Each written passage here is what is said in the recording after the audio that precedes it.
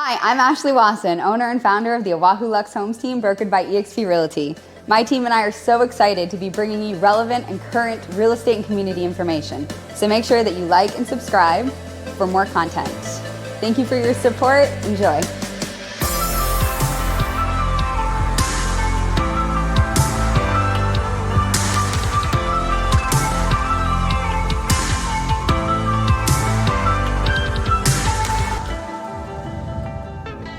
Hey guys, welcome with us, Oahu Lux Homes at eXp Realty for Team Tuesday. We decided to do our team meeting today at Kaneohe Bay at the Sandbar, and there will be some background noise, but we wanted to be consistent and we didn't want to stop our normal routine, so we decided, hey, we'll do it out here. Yes. Kicking off the summer right. Today we have Laycee Pasion with us, and we are going to find out everything about Laycee. So Laycee, how long have you been in real estate? I am coming up in 2 years, September 2023. So Wow. I'm still newbie to the game, but it's been good. And what got you into real estate? So I guess it kind of stemmed from 2020 when I lost my job. I worked in retail for 5+ years. Enjoyed the customer service aspect of it, working with clients, meeting new people and everything. Yeah. And then when COVID happened, I lost my job. We had a lot of time. We had to stay home. So I ended up reading and I got into investing. And one of the avenues and strategies that really stuck out to me was real estate investing. So that was kind of like the avenue that made me want to pursue the real estate agent route. That is kind of how it started. What were you doing before you got into real estate 2 years ago when you said you lost your job? I was working at Oakley as an assistant store manager. I started off as a sales associate and just kind of slowly worked my way up the ranks and ended up as an assistant. I knew I didn't want to be in retail forever, definitely not my cup of tea, but it was definitely a great experience, and I feel like it has prepared me for my career as a real estate agent. Ooh. So when you got into real estate, you were an independent agent? Yes. Why did you decide to join a team? So when I first got into real estate, I actually was with like a smaller family-owned brokerage. I didn't know a lot about real estate and how it worked. I just, it was kind of like a mutual relationship between the brokerage that I joined. And I didn't realize that there were so many other brokerages out there. I was like, ooh, they want me. I'm going to go there. So my first year, I ended up joining as an independent agent, and it was good. I learned a lot because it was a lot more hands-on experience. But as I met other agents in the field and kind of like their time in other brokerages, I learned that there's so much more opportunities and resources that brokerages have to offer.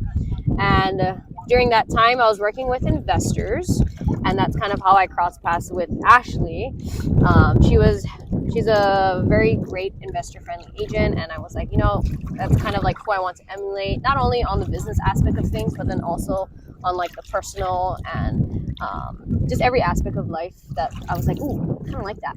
So that's why I ended up, just getting connected with Ashliey and just talking story with her. I met everybody on the team, and that's kind of what I was missing when I was at my other brokerage, just the camaraderie, the support, and I mean, days like this. We're out at the Sandbar. This is our team meeting. This is stuff that I was looking for as a new agent getting into real estate. Yeah, I agree. The team aspect, I was independent for almost 10 years, and I can say having a team just makes the hard days worth it because it has peaks and valleys, and you want to make sure that you have that support system, not just within the office and stuff like that, but people who will be there for you and like feel it with you. Absolutely. I get that. I love having a team now, honestly. So you went a little bit into your niche. What would you, if you had to define, because I know we all work everywhere, islands wide, and we work with everyone, but what would your niche be? So as I mentioned, I was kind of working with investors in the beginning, but as I've gone through kind of just that niche and that group of, niche of real estate, I came across first-time home buyers, and as I was kind of working with first-time home buyers, I felt like it really aligned with, my purpose and my general intention of why I got into real estate was to make an impact on my community. And after helping first-time home buyers, seeing their face when you give them the keys, like just being able to walk them through the process, that was kind of like the ultimate deciding factor of why I wanted to get into first-time home buyers and serving the local Hawaii community, because that's just where my personal passion lies.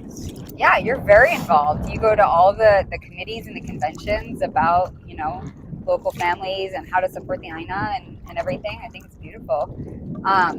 I know that you started with another member on the team doing seminars specifically to cater towards first home buyers and try to help local families get into homeownership. Yes. Yeah. So when I first joined the team, I was trying to figure out a way to, really put myself out there and make myself of value and a resource to the community. And I ended up putting out a survey to over 100 participants. And, one of the biggest feedbacks that I received from that survey was the lack of education out there. So I partnered up with one of our team members, Jessica Brown, and she's just been kind of the force of, it's our passion project and a way for us to give back. We're living out our purpose. We're able to provide this educational opportunity for local families to come, feel comfortable, and just learn what options they have. And it's been amazing.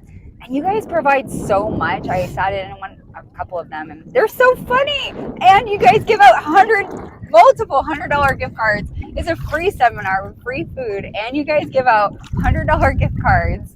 Like, I don't know if that's not the most valuable seminar out there. I don't know what is, because that's crazy. Laycee, where do you live? Where were you born? Because you're born and raised on Oahu, right? Where were you born? Where do you live now? I'm born and raised in Kaneohe. Don't say I was ashamed. Born and raised in Kaneohe, Chihu. And now I currently live in Makiki. So some people like to call me a townie, and I'm definitely a townie. But I mean, I've gone all around the island. And yeah. Did you live anywhere else? I grew up in my childhood home my entire life. I've never moved until I turned 21. Wow. That was the first time I moved. How many siblings do you have? There's 8 of us. My mom is nuts. She loves you, Mom. And so what's your nationality? You are Hawaiian? What do you think I am? No, don't put me. No. I think I'm not going to answer that. Good answer. I'm Hawaiian, Filipino, Chinese, Japanese, and I have a little bit of some other stuff in there. I was going to guess Hawaiian, Filipino, and Japanese. Yep. I would not have guessed Chinese, though. And then a boat just came by. There's about 6 more of these. It comes in waves. Exactly. So we just take it. We appreciate it. In a perfect world, if you could live anywhere on the island or islands, where would it be? I would live. That's a good question. I would live in probably Hawaii Kai, honestly. Okay, how come? I don't know. I just enjoy the neighborhood, the convenience that it offers there with them. And I mean, they have a Costco, they have Safeway, you have a lot of different eateries that I personally like to go to. The parks, the hikes, the beaches. My other half loves to surf, and one of his favorite breaks are out at Sandy's. So the convenience factor there. Skate park. I love taking my little sister to the skate park. So there's a lot of the conveniences and entertainment and activities they have out there. Now that our office is in Hawaii Kai, that could be a new goal. So what is your absolute favorite memory, funniest memory in real estate? It can be with a client, it can be with the team, or just in general. And then I'm going to ask you your worst, so if you want to think about both. But what's your favorite? Oh, man. That's a deep question. That one should be light. The first thing that pops into your head. Honestly, I just think one of my favorite memories of real estate is just being with the team. I don't know if that sounds cliche, but I love being a part of the team. And it was karaoke, wasn't it? Huh? It was karaoke, wasn't it? That is right. It was karaoke. Definitely one of my favorite nights. Just one of the many team bonding activities that we do. And don't give me a mic. And then what about your worst experience? Like either worst funny, worst you questioned all of your life decisions, or something that happened with one of your clients? I think just the first one that sticks out in my brain was my very first real estate transaction, my first escrow that I've ever gotten. This escrow was my first offer I've ever written up. We opened escrow and it was bad. Why? We ended up having 6-7 month escrow and we didn't even end up closing. The agent on the other side did a lot more property management, so she wasn't well versed in the sales side of things. There's a lot of things like on the buyer side, on the seller side, a lot of misunderstanding, and we just couldn't get things funded at the end of it. So we fell out. Probably the worst thing that ever happened. I learned a lot from that. And I can imagine how that the buyer felt and the seller too. Yeah. Like nobody seems like they'd be happy in that situation. Oh yeah. There's a lot of lessons to learn. And then what would you give as a piece of advice, someone looking to purchase a home or get into investing?